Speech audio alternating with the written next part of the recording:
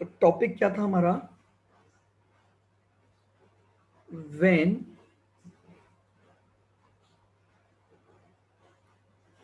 Bill is Saint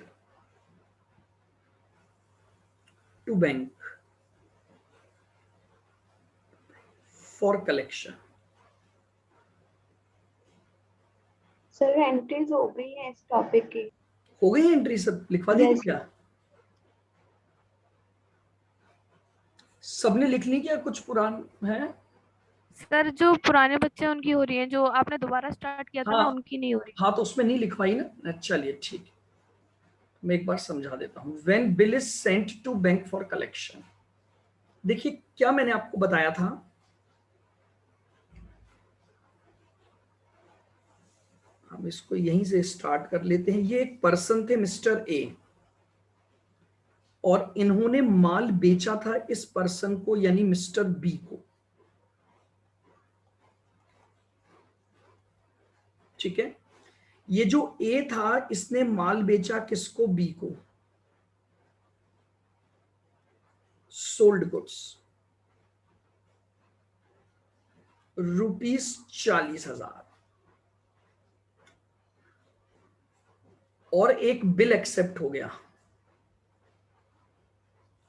3 months BR। अब mister A के सामने एक समस्या थी कि यार मिस्टर ए की जो याददाश्त है वो बहुत कमजोर है, और उसके बिल्स के इतने ट्रांजैक्शन होते हैं कि हर पर्सन की ड्यू डेट को याद रखना, और उस ड्यू डेट पर उसको इंटीमेशन देना, और उसके बाद उससे कलेक्शन करने में मिस्टर ए से हमेशा गड़बड़ी होती है। मिस्टर ए क्या सोच रहे हैं यार कि मैं किसी पर्सन को अपॉइंट कर दूं, किसी एक दूसरे पार्टी के साथ एग्रीमेंट कर लूं जो मेरे बिहाफ पर क्या करेगा? बिल कलेक्ट करेगा। तो जो मिस्टर ए हैं वो किसके पास गए? अपने बैंक के पास गए, और उसने बैंक से रिक्वेस्ट की, बोले आप मेरे सारे बिल ले लो, अपने पास रखना, मुझे पैसा अभी नहीं चाहिए। जब जब जिस जिस बिल की ड्यू डेट आएगी आप उसके एक्सेप्टर से बिल का पैसा कलेक्ट करना, और कलेक्ट करके मुझे दे देना। ऐसा एक एग्रीमेंट किसने किया? मिस्टर ए ने बैंक के साथ ऐसा एक एग्रीमेंट किया। तो जब मिस्टर ए बैंक को इस पर्पस से बिल भेज रहे हैं कि बैंक उसे अपने पास रिटेन करेगा, और मैच्योरिटी डेट पर पैसा कलेक्ट करके वो पैसा मिस्टर ए को दे दिया जाएगा, तो इसी ट्रांजैक्शन को कहा जाता है bills for collection.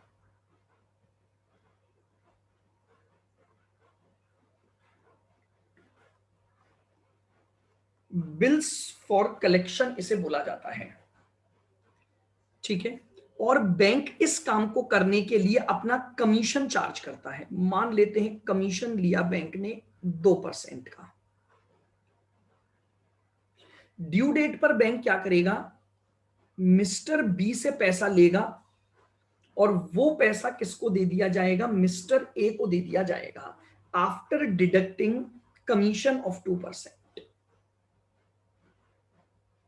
After deducting commission of 2%। तो चलिए सबसे पहले हम बात करते हैं ड्रॉवर की बुक्स में क्या अकाउंटिंग होगी।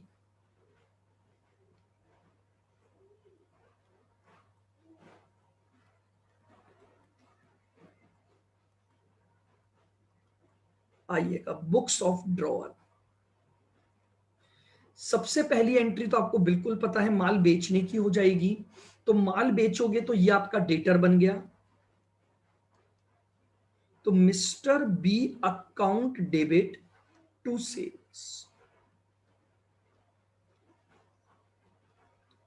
ये आपकी एंट्री हो गई। कितने का माल बेचा आपने? 40,000 का माल बेचा।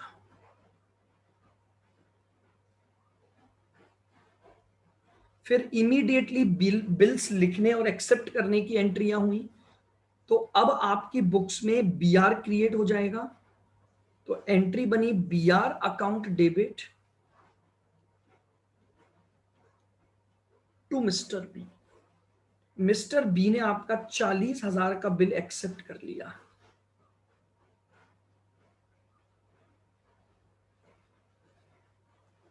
आइएगा,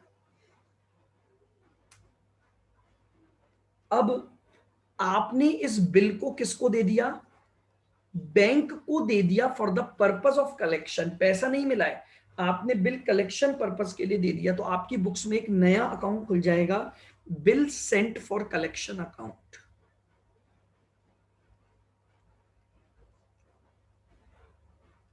bill sent for collection debit to BR. आपके पास जो बीआर था वो बीआर आपने क्या कर दिया? कलेक्शन पर्पस के लिए बैंक को भेज दिया।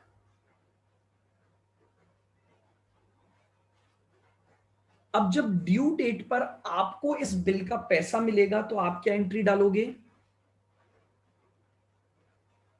बैंक अकाउंट डेबिट, साथ में आपको कमीशन देना पड़ा या बैंक चार्जेस आपका एक खर्चा हो गया, तो bank charges debit to bill sent for collection account.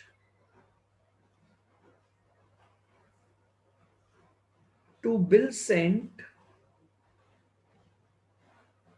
For collection. बताइए, 40,000 में से 2% हट जाएगा तो आपको कितना पैसा मिलेगा? 39,200 आपको मिलेगा। 800 रुपए का आपका खर्चा हो गया, टोटल 40,000 की ये अकाउंटिंग। बताइए भाई, ड्रॉअर की बुक्स की अकाउंटिंग क्लियर है? बिल्कुल इस तरह से ड्रॉअर अपनी बुक्स में एंट्री डालेगा।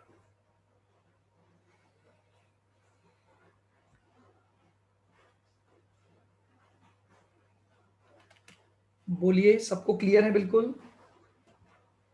Yes sir. आइए, अब अपन आते हैं books of drawing.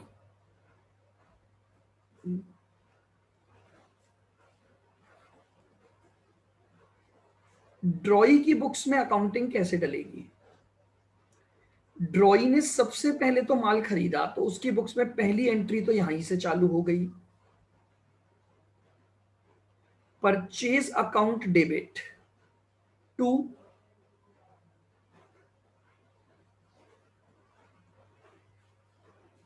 Mister A. बताइए कितना हो गया? 40।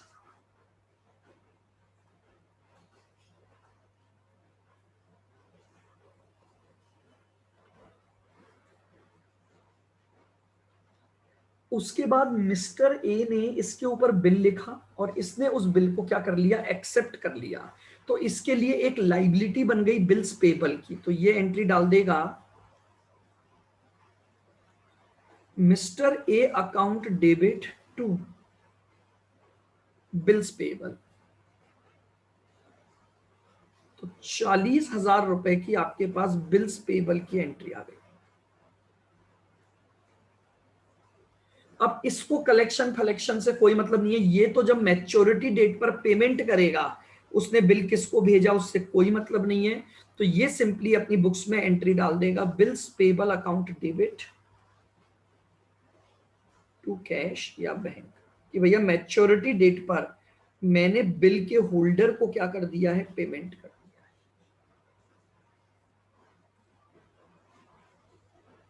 लीजिए, ये आपके पास ड्रॉई की बुक्स की अकाउंटिंग हो गई।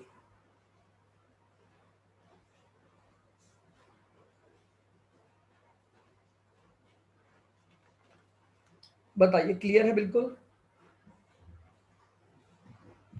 अब देखिएगा, मैंने आपको कहा था हालांकि बैंक की बुक्स में आपसे अकाउंटिंग नहीं मांगी जाती है, बट फिर भी अगर मैं बात करूंगा तो बैंक की बुक्स में किस तरह से मैं अकाउंटिंग करूंगा।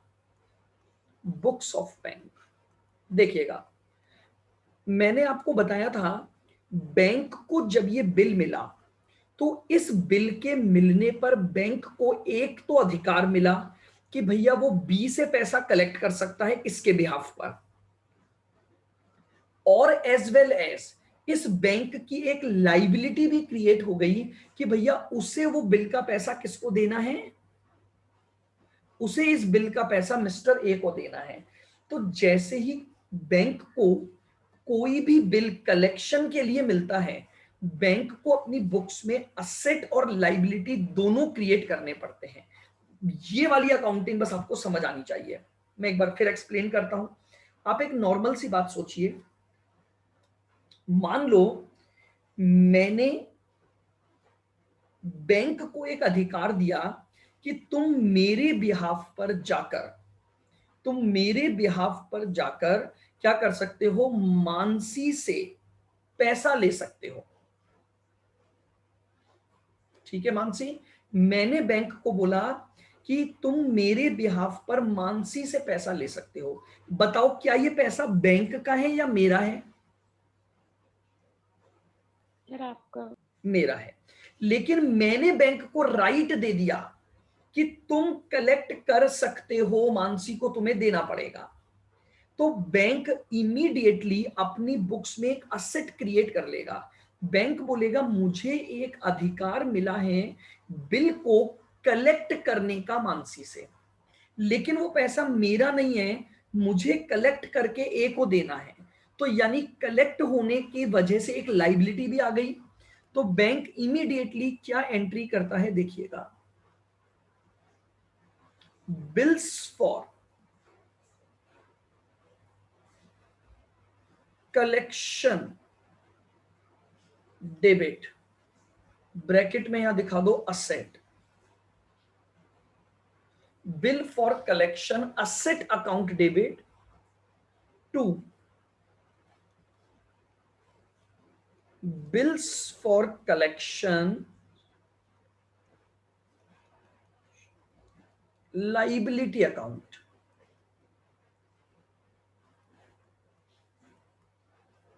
ये लीजिए, सबसे पहली एंट्री बैंक ये कर देगा 40,000 से।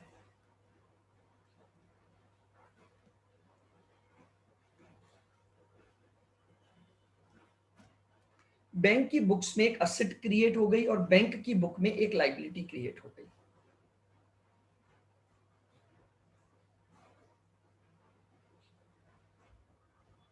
अब जब इस ड्यू डेट पर इस बिल का पैसा मिलेगा तो समझिएगा ध्यान से, आपको आपकी असेट को भी कैंसिल करना है और लाइबिलिटी को भी कैंसिल करना है। तो एक रिवर्स एंट्री डाल देंगे और एक एंट्री बैंक आराम से अपने कमीशन वगैरह की डाल देगा। तो बेसिकली किस तरह से एंट्री होती है देखिए, कलेक्शन की एंट्री को मैं आपको बताता हूं। सबसे पहले आपको इस असेट के अगेंस्ट पैसा मिला, इस असेट के अगेंस्ट पैसा मिला, तो आपने एंट्री क्या डाल दी, बैंक अकाउंट डेबिट। भाई मानसी ने पैसा दिया तो बैंक को मिला और असेट कैंसिल हो गई, to bills for collection asset. कितना मिल गया, 40,000 मानसी से तो पूरा मिला बैंक को।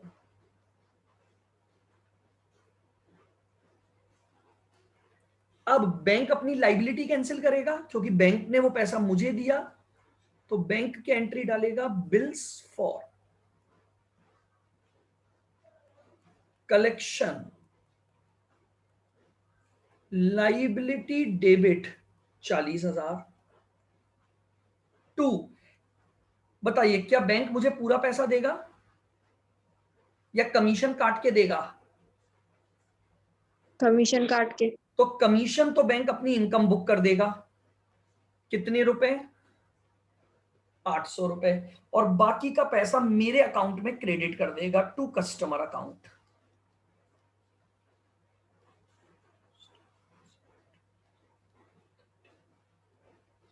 $39,200। ये लीजिए, बैंक की बुक्स में इस तरह से एंट्री हो जाती है।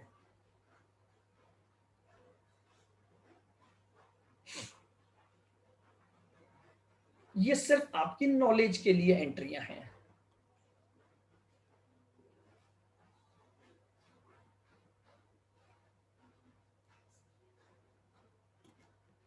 ठीक है, अभी एलिमेंट्री फाउंडेशन लेवल पर बैंक की बुक्स आपके पास नहीं आएंगी। हाँ, जब आप इंटर लेवल पर जाएंगे तो आपके पास पूरा एक चैप्टर आएगा अकाउंटिंग फॉर बैंक, कि बैंक की बुक्स में अकाउंटिंग कैसे की जाती है, तो वहां पर ये ट्रांजैक्शन आते हैं आपके।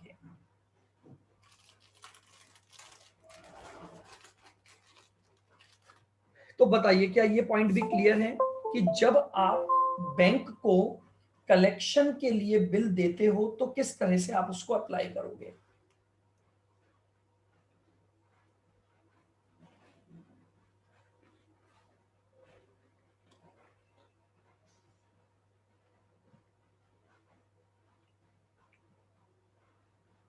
चलिए अपन आगे बढ़ते हैं।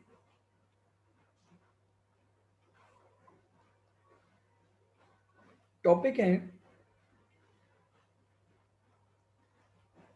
when bill is endorsed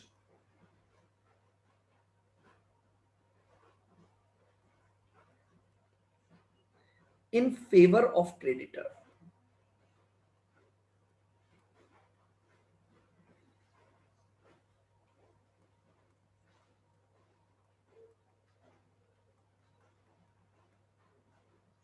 in favour of creditor.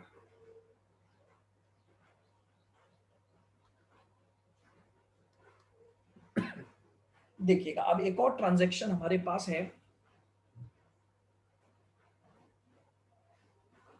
बिल्कुल सिंपल सी अकाउंटिंग है।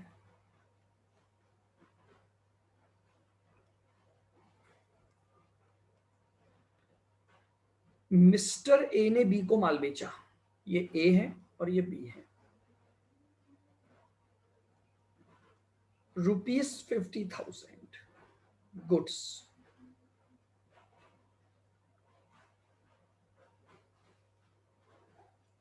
और फिर इनके बीच में बीआर का ट्रांजैक्शन हुआ, 4 मंथ्स बीआर। अब ये बीआर ए के पास पड़ा हुआ है।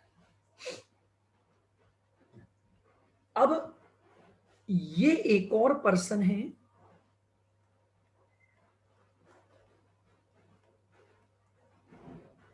मिस्टर सी, जो कि कौन है, क्रेडिटर ऑफ ए है। यानी ए को सी को पैसे देने हैं। कितने पैसे देने हैं, बोले 51,000 मुझे आप दोगे। सी जो है वो ए से क्या मांगता है, 51,000 रुपए मांगता है। ए ने इसको क्या बोला कि बोले देख पैसा वैसा तो मेरे पास है नहीं, तो एक काम कर, मुझे 4 महीने बाद 20 से 50,000 मिलने वाले हैं, जिसका एक बीआर मेरे पास पड़ा हुआ है, वो बिल तू ले जा और तू उसके अगेंस्ट पैसा ले लेना। जो बिल ए के पास आया उसने वो पास ऑन कर दिया C as a creditor full settlement में। 51,000 के सेटलमेंट में 50,000 का उसने उसको क्या दे दिया, बिल दे दिया। इसे कहा जाता है एंडोर्स्ड करना या एंडोर्समेंट करना। क्या कहलाता है ये, बिल का एंडोर्समेंट करना, उसे ट्रांसफर कर देना।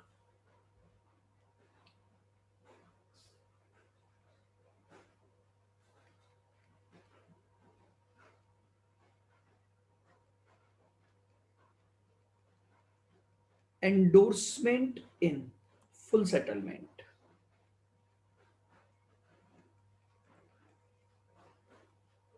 फुल सेटलमेंट में ए ने वो बिल किसको दे दिया, सी को दे दिया, और ड्यू डेट पर सी क्या करेगा, बी से पैसा ले लेगा।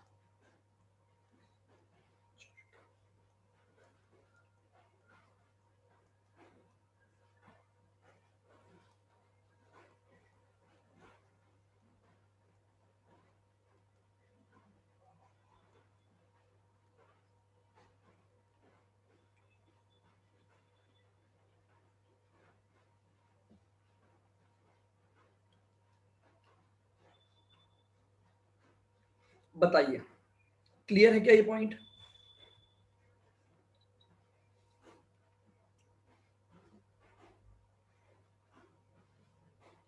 ए के पास जो बिल था उसने वो बिल सी को, जो कि ए का क्रेडिटर था, उसको अपने फुल सेटलमेंट में वो बिल दे दिया। इस सिचुएशन को क्या बोला जाता है? बिल का एंडोर्समेंट करना बोला जाता है। आइए,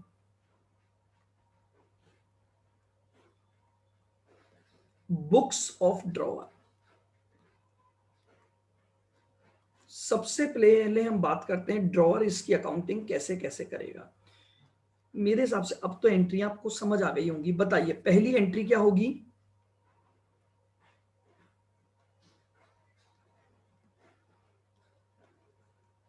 mister B account debit to sales. आपने जो 50,000 का माल बेचा, सबसे पहली एंट्री हमारी 50,000 की सेल बुक हो गई। और आगे बढ़ते हैं सेकंड पॉइंट में।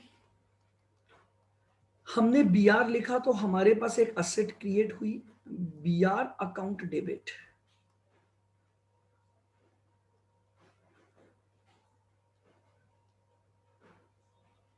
To mister B account.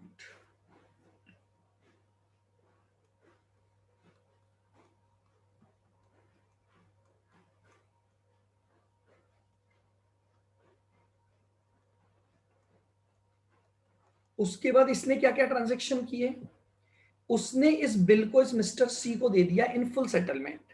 तो सी जो इसका क्रेडिटर था वो कैंसिल हो जाएगा।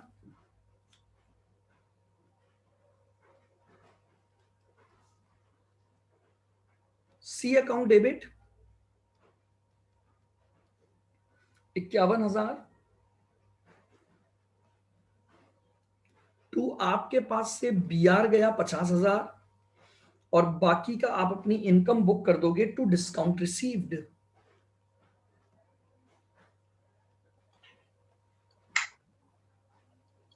To discount received 1,000।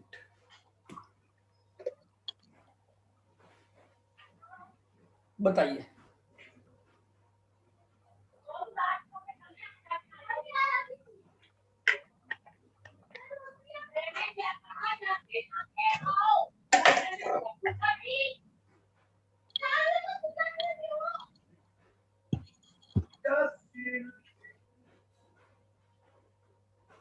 हाँ जी, बोलिए। ड्रॉअर की बुक्स पे एंट्री बिल्कुल क्लियर है सबको? Yes sir. ठीक है, चलिए आइए drawing.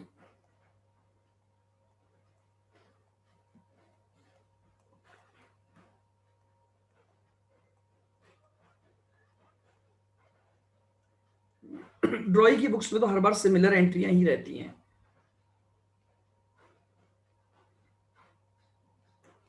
Purchase account debit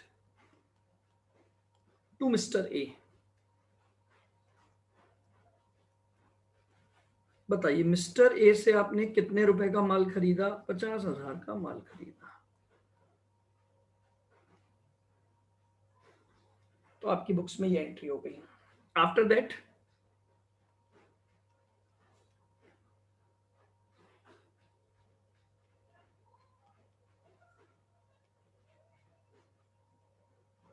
mister A account debit to bills payable. ये जो 50,000 है उसका आपने क्या एक्सेप्ट कर लिया? एक बीआर एक्सेप्ट कर लिया। तो आपकी बुक्स में अब एक लाइबिलिटी क्रिएट हो गई और ड्यू डेट पर आपने क्या कर दिया? इसका सेटलमेंट कर दिया। कोई दिक्कत ही नहीं है। आओ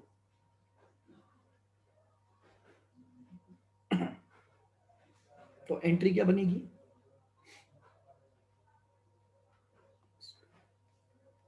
bills payable account debit to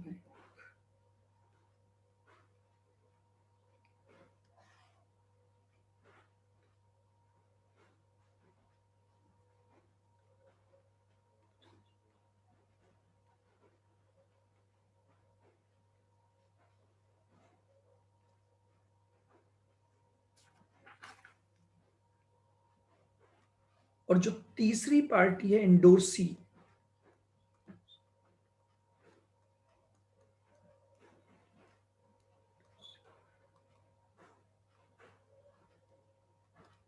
उसकी बुक्स में एंट्रियां देखो। सबसे पहले एंडोर्सी पहली एंट्री डालेगा जब इसे वो बीआर मिलेगा। तो देखिएगा, बीआर डेबिट इसे मिला 50,000 का, इसका एक खर्चा बुक हो जाएगा डिस्काउंट अलाउड का, क्योंकि 51 की जगह इसे 50 मिला, तो discount allowed account debit 1000 to A या एंडोर्सर।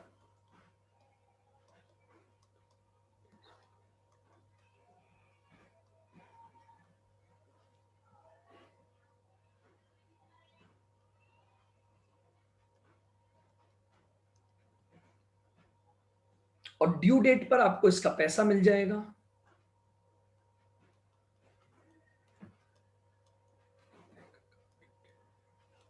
तो bank account debit to B R,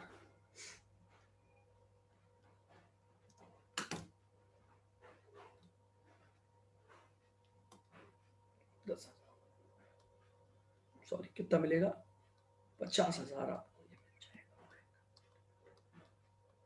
ये लीजिए, ये एंट्री एंडोर्सी की बुक्स हो गई।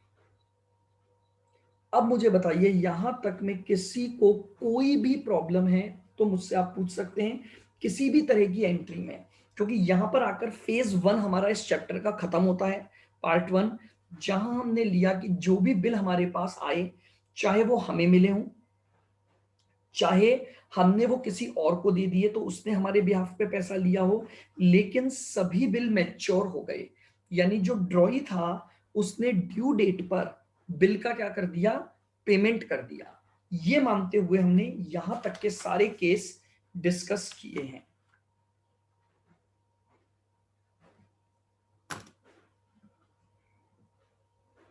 बताइए भाई जल्दी से, कोई भी बात पूछनी है, कोई भी अकाउंटिंग, या बिल्कुल क्लियर है सारे पार्टीज की अकाउंटिंग हर सिचुएशन में? क्लियर है सर। चलिए,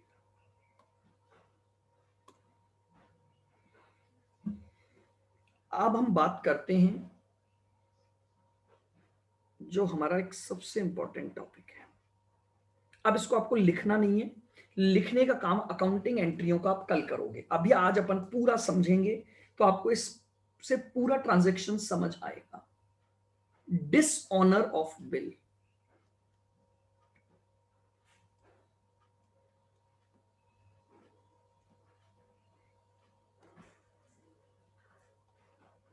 ऑफ बिल,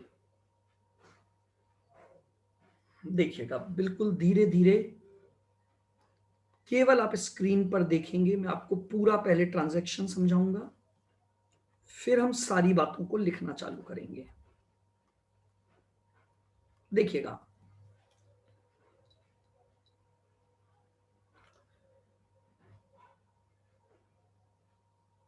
ए ने बी को माल बेचा था 40,000 का, और एक बिल एक्सेप्ट हुआ 4 मंथ।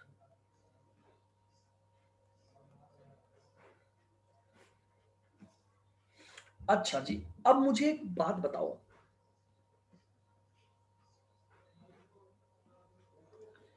मान लेते हैं कि ये बिल ए ने अपने पास ही रखा, यानी ए पॉइंट में ले रहा हूं रिटेन्ड बाय ए। तो ड्यू डेट पर क्या होगा, ड्यू डेट पर सबसे पहले ये बी के पास जाएगा। अगर ये बी के पास जाएगा और बी ने इसको पैसा देने से मना कर दिया, अब ए क्या करे? बी ने बोला भैया मेरे पास तो अभी तो पैसे नहीं है, मैं अभी तो आपको पैसे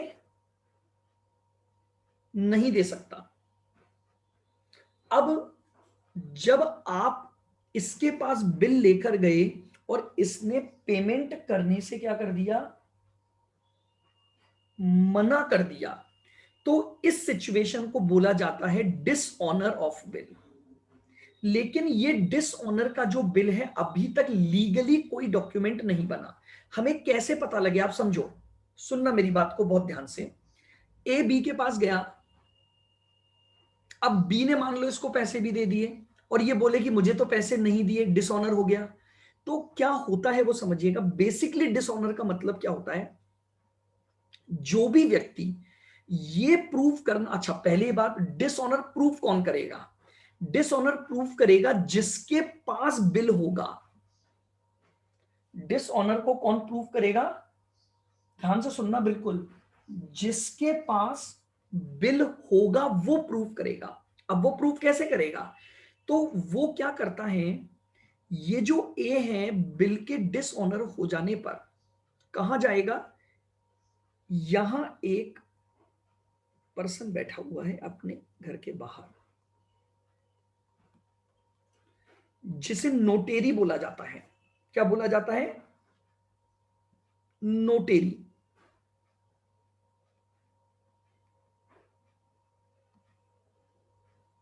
नोटेरी क्या होता है?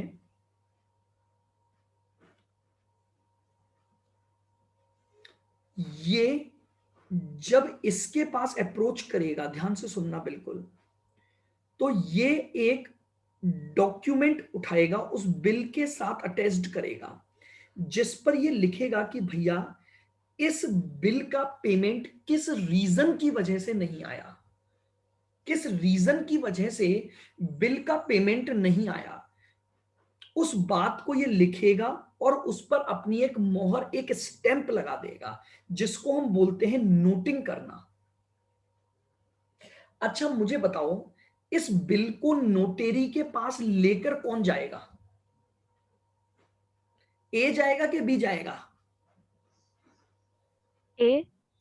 मेरी बात को फिर सुनना, मैं आपको फिर वापस से बोल रहा हूं। बिल जिसके पास है उसकी जिम्मेदारी है कि वो ये प्रूव करे कि बिल डिसऑनर हुआ है, और डिसऑनर तभी प्रूव्ड होता है जब नोटेरी की उस पर क्या लग जाती है? स्टैंप लग जाती है। तो बताओ यहां पर बिल किसके पास है? ए के पास। ए के पास है, तो ए को नोटेरी में जाना पड़ेगा। चलो आओ, मैं अब इस सिचुएशन को यहीं छोड़कर आगे बढ़ता हूं। मान लो इनिशियली क्या हुआ था, ए ने ये बिल डिस्काउंट करवा लिया था बैंक से, डिस्काउंटेड विथ बैंक। अब मुझे बताओ ड्यू डेट पर बिल किसके पास है? बैंक। नोटेरी के पास कौन जाएगा? बैंक। ए जाएगा कि बैंक जाएगा? बैंक। बिल्कुल कंफ्यूज नहीं होना है, मेरी बात को समझो। नोटेरी कराने की जिम्मेदारी या डिसऑनर के प्रूफ की जिम्मेदारी उसी पर्सन पर होगी जिस पर्सन के पास क्या पड़ा हुआ है? बिल पड़ा हुआ है। आओ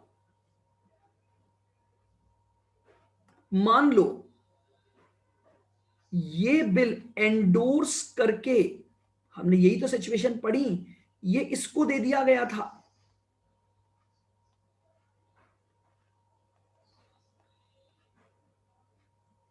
एंडोर्स हो गया था।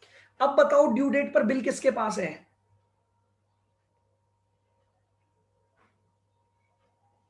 मिस्टर सी। तो नोटेरी के पास कौन जाएगा? सी। सी।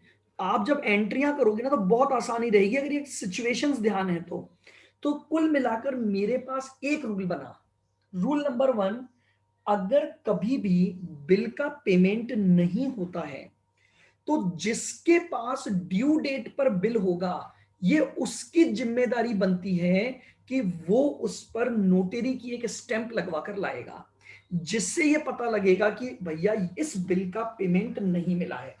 अगर वो बिल ड्रॉअर के पास है तो ड्रॉअर को जाना पड़ेगा, अगर वो बिल बैंक के पास है तो बैंक को जाना पड़ेगा, और अगर वो बिल सी के पास है, एंडोर्सी के पास है, तो उसको जाना पड़ेगा। यहां तक की बात क्लियर? आइएगा अब मुझे सर? बताओ। हाँ जी बोलो। सर ये बी वाली सिचुएशन एक बार दोबारा बताना। बी वाली बैंक की। हाँ मतलब जब बी लेकर जाएगा उसे बिल को,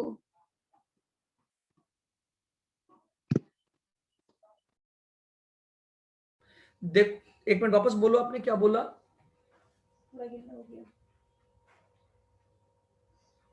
सर ये बी वाली सिचुएशन थी ना, जब बी लेकर जाता है बिल को।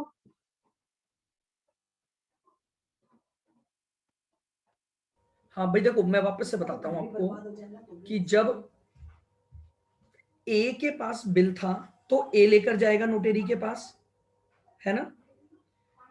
अब जब ये बिल किसके पास गया? बैंक के पास गया, तो इसका मतलब अब ड्यू डेट पर ये बिल बैंक के पास पड़ा हुआ है।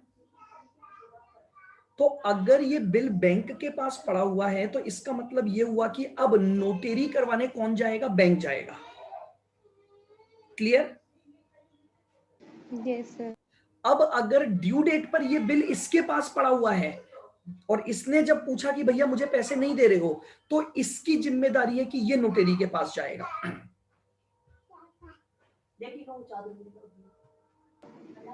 क्लियर? बिल्कुल।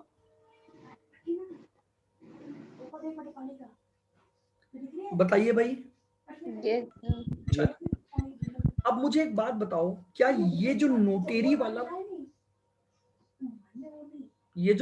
वाला पर्सन है, ये इस नोटिंग करने के बदले में कुछ चार्जेस लेगा कि नहीं लेगा? सर लेगा। नोटिंग चार्जेस बोलते हैं इसे, नोटिंग चार्जेस। नोटिंग चार्जेस भैया ये काम फ्री में नहीं करेगा, ये काम करने के क्या लेगा? पैसे लेगा। उस बिल पर उस स्टैंप लगाने के पैसे लेगा, जिसको हम बोलेंगे नोटिंग चार्जेस। अब बताओ ये नोटिंग चार्जेस किससे लेगा? क्या ये बी को जानता है क्या नोटेरी वाला? No sir.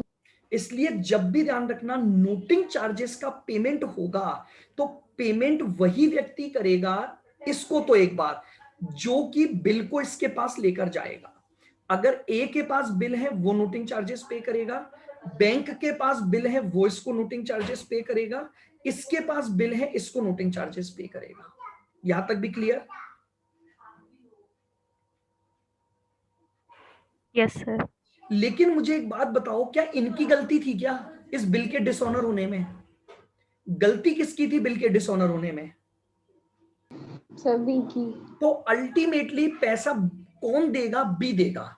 यानी भले ही एक बार इन्होंने इस नोटेरी को तो तुरंत देना पड़ेगा आपको, तो नोटेरी वाले को तो ये लोग पैसा दे देंगे, लेकिन उसके बाद क्या होगा? मेरी बात को समझ पा रहे हो कि अल्टीमेटली इसको जो पेमेंट कर, जो नोटेरी चार्जेस का पेमेंट है वो इसको करना है, liable for payment, liable for payment, liable for payment. बताइए, क्लियर है? बिल्कुल। Yes sir. Yes sir. अब इस तरह से आपको सारी अकाउंटिंग एंट्री करनी है। जब हम कल एक एक सिचुएशन को प्रैक्टिकली लेंगे और इसकी अकाउंटिंग एंट्रियां डालेंगे सारी, ठीक है? पूरी अकाउंटिंग एंट्रियां डालेंगे, किस तरह से कौन कैसे पेमेंट करेगा। बट ये ध्यान रख लेना, पहला पेमेंट तो वही करेगा जो बिल को लेकर जाएगा, लेकिन अल्टीमेटली लाइबिलिटी इसकी आएगी, क्योंकि अल्टीमेटली इसकी वजह से ये सारे ट्रांजैक्शन हुए हैं, तो पैसा यही पे करेगा। ठीक है?